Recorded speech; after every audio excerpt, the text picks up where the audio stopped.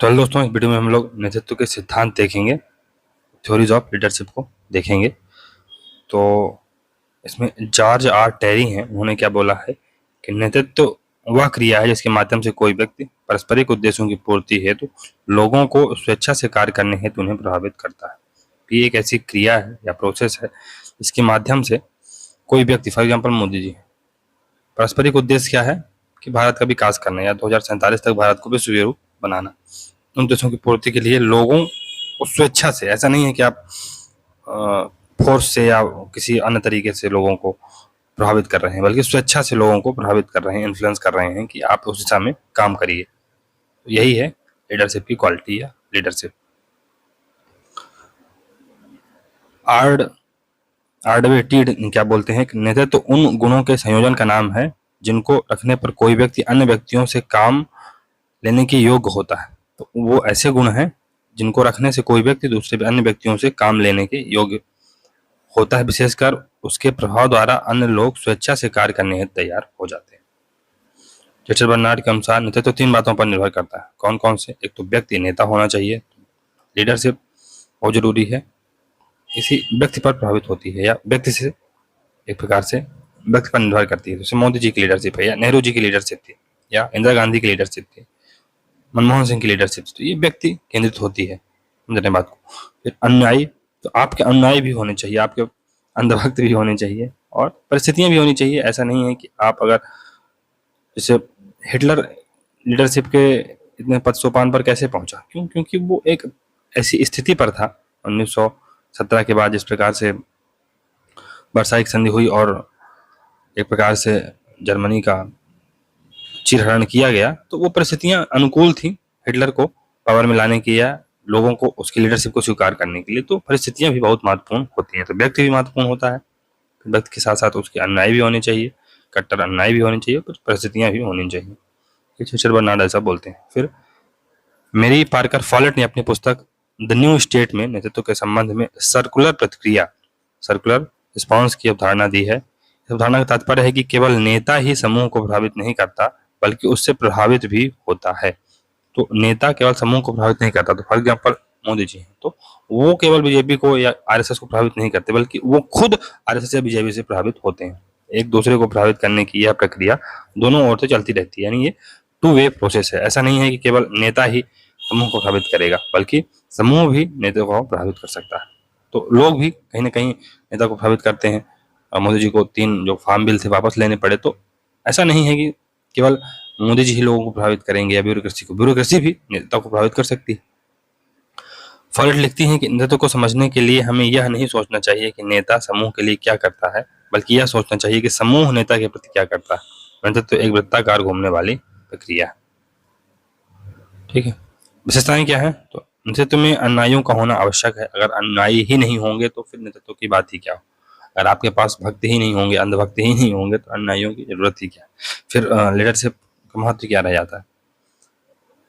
फिर नेतृत्व में किसी समान लक्ष्य या उद्देश्य की प्राप्ति के लिए लोगों को संगठित किया जाता है। फॉर एग्जाम्पल इंडिया एट 2047, तो ये एक समान लक्ष्य है जिसमें लोगों को एकत्रित किया जाएगा।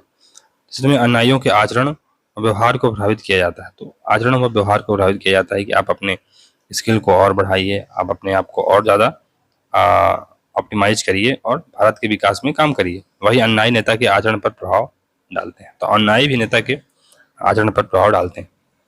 तो ऐसा नहीं कि मोदी जी बोल रहे हैं कि 2047 तक भारत को विश्व गुरु बनाना है तो बन ही जाएगा, है ना। उनको भी इस तरह से पॉलिसी लानी पड़ेगी, इस तरह से चीज़ों को करते हुए दिखाना पड़ेगा कि हाँ, हम इसके लिए सजग हैं और हम इसे करने वाले हैं। फिर यह एक गतिशील क्रिया है जो संगठन में निरंतर बनी रहती है और इसके लिए परिस्थितियों को महत्वपूर्ण माना जाता है। परिस्थितियां तो बहुत महत्वपूर्ण है, जैसा कि हमने परिस्थितियों के बारे में चर्चा कर ली है हिटलर के बारे में। नेतृत्व क्या नहीं है? तो यह भय नहीं है, भय नहीं है, फियर नहीं है या फियर से किसी को अपनी बात मनवाने के लिए। फिर वो नेतृत्व कहाँ हुआ? तो डिक्टेटरशिप हुई, वो तो टोटलिटेरियनिज्म हुआ। केवल आज्ञा आदेश ही नेतृत्व नहीं है, हालांकि आज्ञा नेतृत्व की आवश्यक क्रिया है। अगर कोई लीडर है तो कहीं ना कहीं आपको आज्ञा देगा या एक प्रकार से आपको कमांड देगा, लेकिन केवल कमांड देना ही नेतृत्व नहीं है, उसमें बहुत सारी चीजें आती हैं। संगठन या समूह में उच्च पद या सत्ता प्राप्त करना ही एकमात्र ही नेतृत्व नहीं है। तो संगठन में अगर आप फॉर एग्जाम्पल आप पीएम बन गए या पार्टी लीडर बन गए, तो यही केवल नेतृत्व तो नहीं है, आपके अंदर वैसे भी गुण होने चाहिए कि आप पार्टी को संगठित रख सके, आप पार्टी के लोगों को प्रभावित कर सके, ये भी होना चाहिए। केवल करिश्मा नेतृत्व तो नहीं है या करिश्मा नेतृत्व तो नहीं है, लोकप्रियता को भी नेतृत्व का पर्याय नहीं कहा जा सकता है, केवल प्रभाव को भी नेतृत्व नहीं कहा जा सकता है। बेसिकली नेतृत्व तो इन सभी चीजों से मिलकर बना होता है। नेतृत्व के लिए कार्य तो मैरी पार्कर फॉलेट ने नेतृत्व के 3 कार्य बताए हैं। पहला, उद्देश्यों का निर्धारण करना, तो जो पॉलिसीज होती हैं कौन डिसाइड करता है? मोदी जी। समन्वय करना, तो जो केंद्र सरकार है या पीएमओ है वही पूरी चीज़ों को एक प्रकार से कोऑर्डिनेशन करती है। अगर कोई नीति बनाई गई है तो उसको धरातल पर उतारने के लिए फिर पूरा अनुमान भी लगाया जाता है कि क्या क्या हो सकता है, क्या क्या नहीं हो सकता है। तो ये एक प्रकार से लीडरशिप के ये कार्य होते हैं। तो ऐसा कहते हैं कि जब 2017 में नोटबंदी लागू की गई तो इसका पूर्वानुमान नहीं लगाया गया कि इसके रिपरकशन क्या होंगे, है ना। तो ये एक प्रकार से फील्ड एक्सपीरियंस था। तो यही बात है कि आपको पूर्वानुमान भी लगाना चाहिए कि जो हम निर्णय ले रहे हैं क्या उससे जनता सफर करेगी या उससे जनता को फायदा होगा, ओवरऑल क्या प्रभाव पड़ेगा। चेस्टर बर्नार्ड ने नेतृत्व के 4 कार्य बताए हैं। पहला, उद्देश्यों का निर्धारण करना, दूसरा, साधनों का कुशल प्रयोग करना, आपके पास जो साधन है उसका कुशल प्रयोग कीजिए, और कार्यवाही के साधनों पर नियंत्रण आपका होना चाहिए, और समन्वित कार्यवाही की प्रेरणा आपको करनी चाहिए। फिर लीडरशिप स्टाइल, तो क्रिस आर्गेरिस ने 3 प्रकार के नेता बताए हैं। क्रिस आर्गेरिस ने 3 प्रकार के नेता बताए हैं या नेतृत्व की 3 शैलियां होती हैं। पहला, निदेशक प्रकार का नेता होता है, डायरेक्टिव टाइप लीडरशिप होती है, प्रभुत्व शैली का प्रयोग किया जाता है इसमें, कैट और स्टिक थ्योरी का प्रयोग किया जाता है, अधीनस्थ केवल मातहत होता है, निरंकुश नेतृत्व इसमें होता है। तो फॉर एग्जांपल स्टालिन जैसे लोगों की जो एक प्रकार से लीडरशिप है ये डायरेक्टिव है ना। माओ की जो लीडरशिप थी चाइना में वो डायरेक्टिव थी, प्रभुत्व शैली का इसमें प्रयोग किया जाता है। अगर आप काम नहीं कर रहे हैं तो आपको डंडा दिया जाएगा, अगर आप कर रहे हैं तो कहीं ना कहीं आपको प्रोत्साहन मिलेगा। और जो सबॉर्डिनेट होते हैं, अधीनस्थ होते हैं, केवल लीडर पर ही निर्भर रहते हैं। माई बाप कल्चर जो आपने कभी सुना होगा अगर, तो यही है। और नेतृत्व तो क्या रहता है? निरंकुश रहता है, डिस्पोटिक रहता है। अनुमति बोधक प्रकार का नेता, तो ये परमिसिव टाइप लीडर्स होते हैं, दूसरों की भावनाओं के प्रति संवेदनशील होते हैं।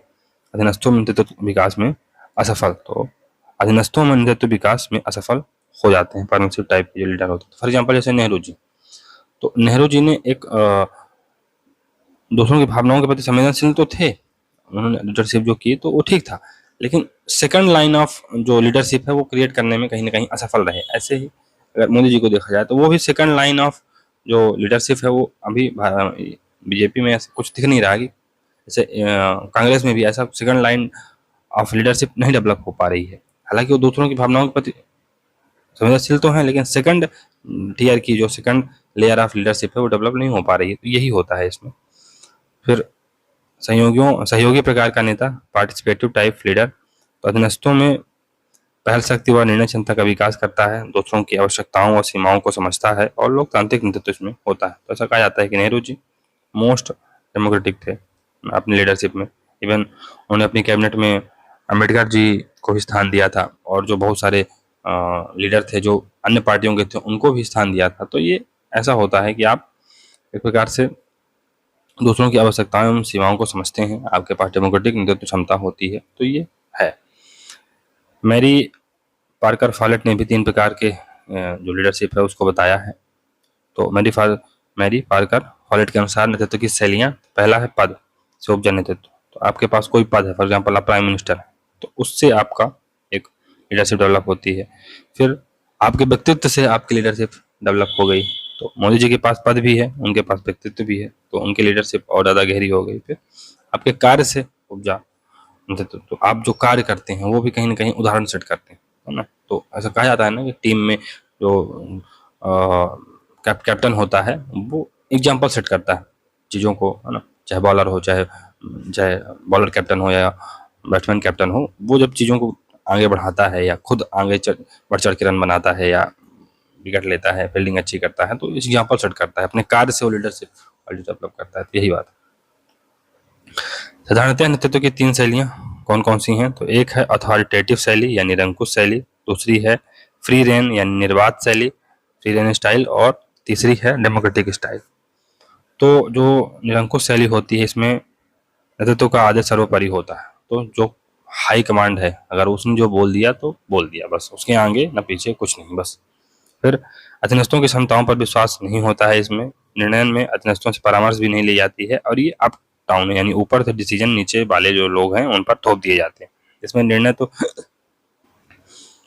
तो शीघ्र हो जाते हैं, पर यह अधीनस्थों में असंतोष एवं उदासीनता को जन्म देता है। तो अगर आप सर्व बने रहेंगे तो कहीं ना कहीं जो नीचे के लोग हैं वो एक प्रकार से असहज महसूस करेंगे या over a period of time आपके नेतृत्व पर सवाल उठाना स्टार्ट कर देंगे। निर्वात शैली, तो इसे मुक्त व्यवहार या हस्तक्षेपवादी शैली भी कहा जाता है। इसमें अधीनस्थ स्वयं की प्रेरणा से कार्य करते हैं, उन्हें पूर्ण स्वतंत्रता प्राप्त होती है, निर्णय में नेता कोई हस्तक्षेप नहीं करता है। यह शैली अराजकता, अव्यवस्था, निराशा व अनुशासनहीनता को जन्म देती है। तो इसे पेरेंटशिप भी होती है। तो पेरेंट 3 प्रकार के होते हैं। तो अथॉरिटेटिव यानी बच्चे को हर चीज को कंट्रोल करते हैं, खाना पीना रहना, दोस्त क्या बनाएगा, हर चीज को कंट्रोल करते हैं। दूसरे होते हैं निर्वात शैली के टाइप के, यानी फ्री लैंड, वो छोड़ देते हैं कि बच्चा जो करे करे। तो इसमें डर क्या रहता है, बच्चा जो करे करे, ये बच्चा फिर अराजक भी हो सकता है, अव्यवस्थित भी हो सकता है, अनुशासनहीनता भी डेवलप हो जाती है। क्यों? क्योंकि उसने चीज़ों को कभी किसी का आदेश माना नहीं है, तो वो आगे कोई अगर उसको आदेश देगा तो उसको मानेगा नहीं। तो इस तरह के बच्चे फिर आगे चल के उद्दंड टाइप के बच्चे बन जाते हैं। तो ये है निर्वात शैली, क्या हमको बच्चों से मतलब ही नहीं है। जबकि अथॉरिटेटिव में क्या है कि हम पूरी तरह से उसको कंट्रोल कर रहे हैं। और एक होती है लोकतांत्रिक डेमोक्रेटिक शैली, इसमें ना तो बहुत ज्यादा कंट्रोल होता है और ना बहुत ज्यादा छोड़ दिया जाता है कि जो करना है करो, नहीं, दोनों चीजों को समन्वय इसमें किया जाता है। इसे सहभागिता शैली या पार्टिसिपेटिव स्टाइल कहा जाता है। निर्णय में नेता व अनुयायी दोनों मिलकर भूमिका निभाते हैं। तो इसमें बच्चा भी आपकी बात मानेगा और आप भी कहीं ना कहीं बच्चों की बात मानेंगे। लक्ष्यों और उद्देश्यों की प्राप्ति में अधीनस्थों का पर्याप्त सहयोग लिया जाता है। इस शैली में पारदर्शिता, आपसी सहयोग व आपसी विश्वास और सहयोग पाया जाता है। यह शैली मनोबल एवं संतुष्टि बढ़ाती है। नेतृत्व की सबसे उत्कृष्ट शैली। डेमोक्रेटिक हो आप, है ना? आप अराजक भी नहीं बनते जा रहे हो और आप बहुत ज्यादा अथॉरिटेटिव भी नहीं हो, तो ये नेतृत्व की सबसे उत्कृष्ट शैली होती है। अब नेतृत्व के सिद्धांत, तो इनको हम 4 प्रकार में बांट सकते हैं। पहला है लक्षणवादी सिद्धांत यानी ट्रेड थ्योरी, दूसरा है समूह सिद्धांत यानी ग्रुप थ्योरी, तीसरी है व्यवहारवादी सिद्धांत बिहेवियरल थ्योरी, और चौथा है स्थितिगत सिद्धांत यानी सिचुएशनल थ्योरी। तो चलिए सबसे पहले लक्षणवादी सिद्धांत देख लेते हैं। तो इसे महान व्यक्ति सिद्धांत, द ग्रेट मैन थ्योरी भी कहा जाता है।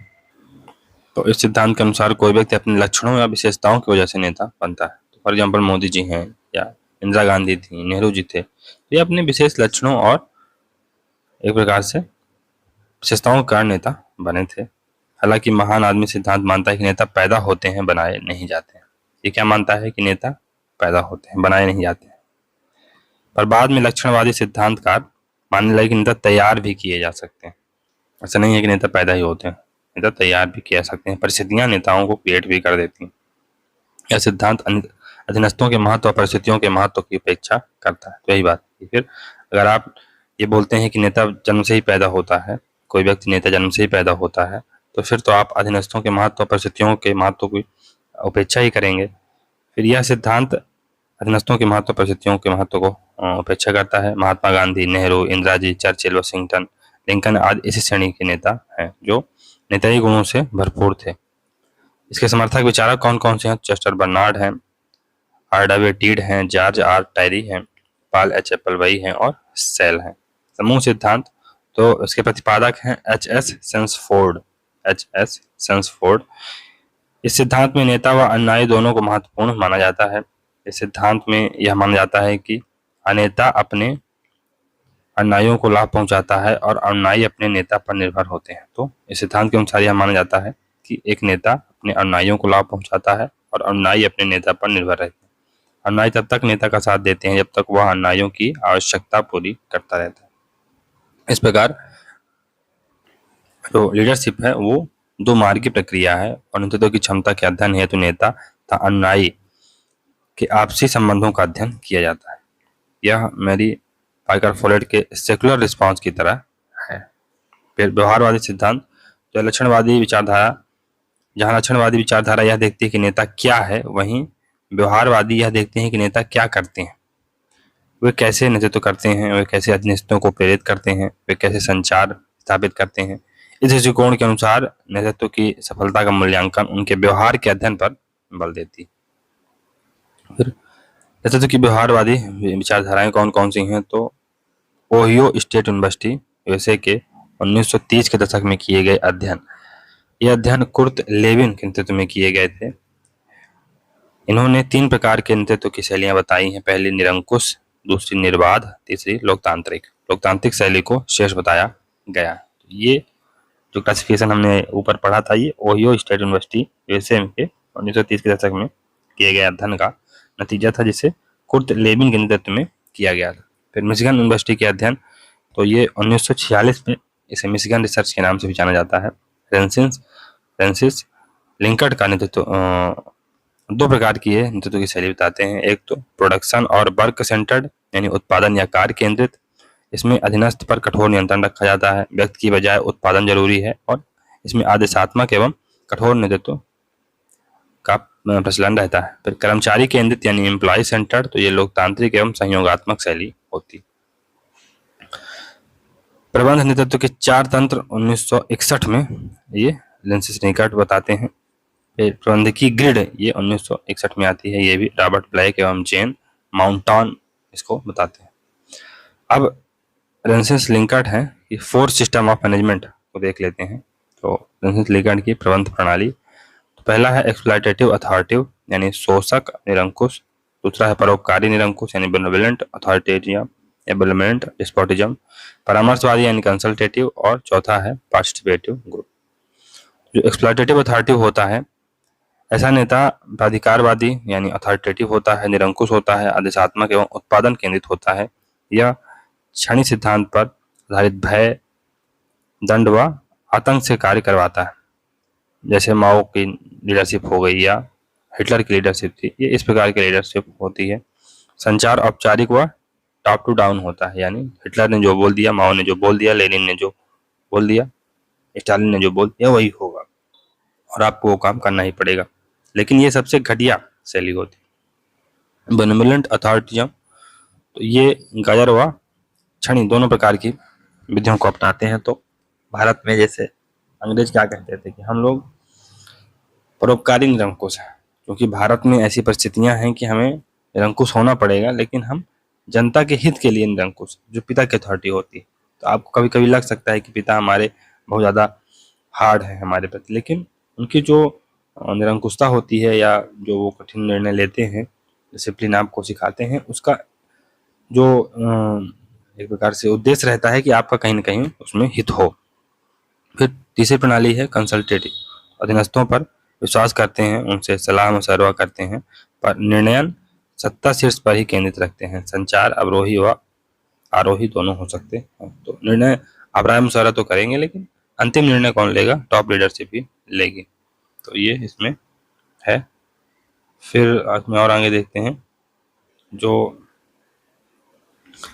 पार्टिसिपेटिव ग्रुप होता है, सहभागी समूह होता है, तो लिंकर्ट ने इसे सबसे उत्कृष्ट शैली माना है। सहभागी समूह नेता सामूहिक निर्णयन, सामूहिक लक्ष्य व सामूहिक निष्पादन पर जोर देते हैं, अधीनस्थों पर पूर्ण विश्वास करते हैं, नेता अधीनस्थ संबंध सौहार्दपूर्ण एवं मैत्रीपूर्ण होते हैं। फिर प्रबंधकीय ढांचा सिद्धांत, मैनेजेरियल ग्रिड थ्योरी, इसके प्रतिपादक हैं रॉबर्ट ब्लैक एवं जेन माउंटन। इसमें नेतृत्व की 5 शैलियां बताई गई हैं। इसको 2 आधारों पर इसका वर्गीकरण किया गया है। वर्गीकरण के आधार क्या है? तो पहला कंसर्न टू प्रोडक्शन यानी उत्पादन संबंधित, दूसरा है लोगों संबंधित कंसर्न टू पीपल। कि आयाम मिशिगन रिसर्च के उत्पादन केंद्रित व कर्मचारी केंद्रित नेतृत्व के तुल्य कहे जा सकते हैं। अब नेतृत्व की शैलियां तो 5 शैलियां हैं। पहला है कमजोर यानी एम्पावरिस्ट, तो इसमें उत्पादन और लोगों दोनों के प्रति अरुचि होती है। दूसरी है कंट्री क्लब, तो उत्पादन के प्रति कम और लोगों के प्रति ज्यादा रुचि होती है। टास्क लीडरशिप या कार्य नेतृत्व, तो उत्पादन के प्रति ज्यादा और लोगों के प्रति कम रुचि होती है।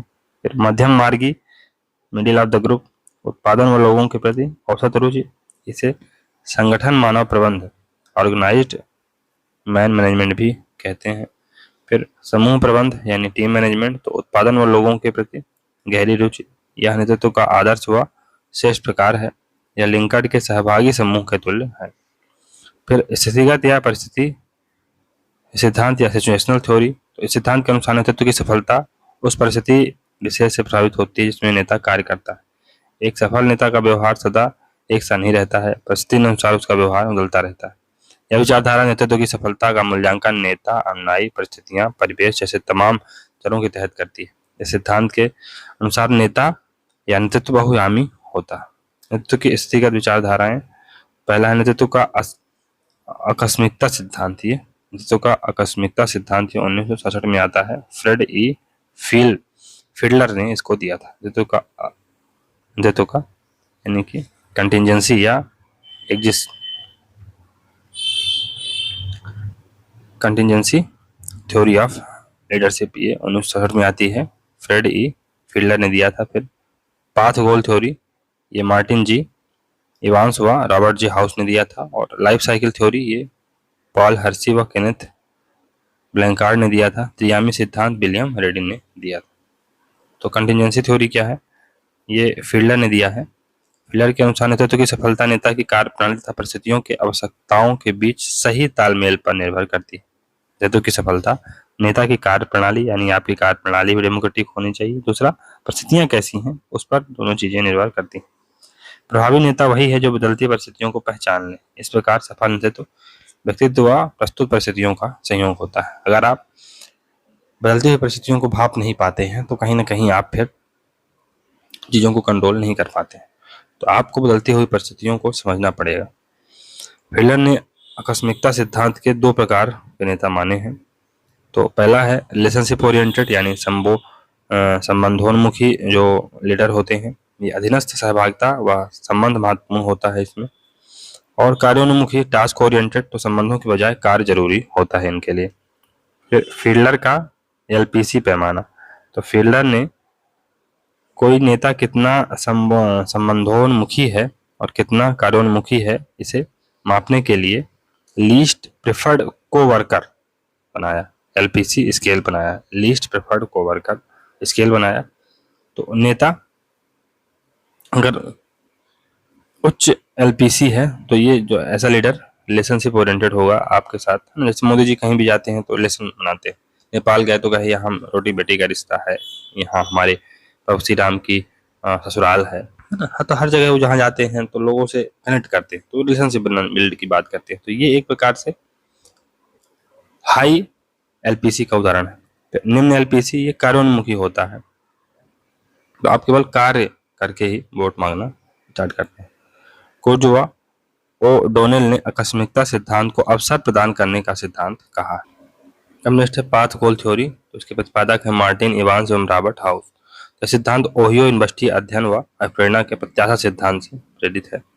सिद्धांत के अनुसार नेता की सफलता इस बात पर निर्भर करती है कि वह लक्ष्यों की प्राप्ति के लिए अधीनस्थों की प्रेरणा, क्षमता, उत्साह और संतुष्टि को कितना प्रभावित करता है। इस सिद्धांत में मुख्य बल लक्ष्यों की प्राप्ति के संबंध में नेता द्वारा दी जाने वाली प्रेरणा पर होता है। अधीनस्थ नेता द्वारा निर्धारित लक्ष्यों, योजनाओं व नीतियों को उसी सीमा तक स्वीकार करते हैं जिस सीमा तक नेता उनकी आवश्यकताओं को संतुष्ट करता है। जीवन चक्र सिद्धांत यानी लाइफ साइकिल अप्रोच या थ्योरी, उसके प्रतिपादक हैं पॉल हर्सी व केनेथ ब्लैंकार्ड। तो यह अध्ययन ओहियो यूनिवर्सिटी के अध्ययन से प्रभावित है। इसमें नेता के गुणों तथा परिस्थितियों के स्थान पर अधीनस्थों की महत्ता पर बल दिया जाता है। नेतृत्व की सफलता अनुयायियों की तत्परता, परिपक्वता के स्तर से निर्धारित होती है। परिपक्वता का तात्पर्य है कि अधीनस्थों की कार्य करने की इच्छा, उत्तरदायित्व ग्रहण करने की तत्परता और संगठन में प्राप्त अनुभव से है। हर्सी व ब्लैंकार्ड ने 4 प्रकार की नेतृत्व शैलियां बताई हैं। पहली है टेलिंग स्टाइल और दूसरी है सेलिंग स्टाइल। तो इसका प्रयोग जहां अधीनस्थों पर परिपक्वता स्तर निम्न होता है वहां पर टेलिंग या सेलिंग स्टाइल का प्रयोग किया जाता है। जहां पर जो सबॉर्डिनेट हैं वो मैच्योर कम होते हैं। पार्टिसिपेटिव या डेलीगेटिंग जो स्टाइल होती है इसका प्रयोग जहां पर जो हमारे सबॉर्डिनेट होते हैं वो बहुत ज़्यादा मैच्योर होते हैं, वहां पर हम सहभागी या प्रत्यायोजन शैली का प्रयोग करते हैं। 3 डायमेंशन लीडरशिप, तो इसके प्रतिपादक हैं विलियम रेडिन। रेडिन के अनुसार नेतृत्व की सफलता के 3 आधार हैं। पहला संबंध निर्देशन, दूसरा कार्य निर्देशन, तीसरा है प्रभाविकता। तो चलिए दोस्तों, यहाँ से हमारा ये चैप्टर समाप्त होता है। तो अगर आपको वीडियो सीरीज अच्छी लग रही है तो वीडियो को लाइक करें, चैनल को सब्सक्राइब करें, ज़्यादा से ज़्यादा शेयर करने का प्रयास करें। चलिए मिलते हैं अगले वीडियो में, तब तक के लिए good bye. Thank you very much for discussion.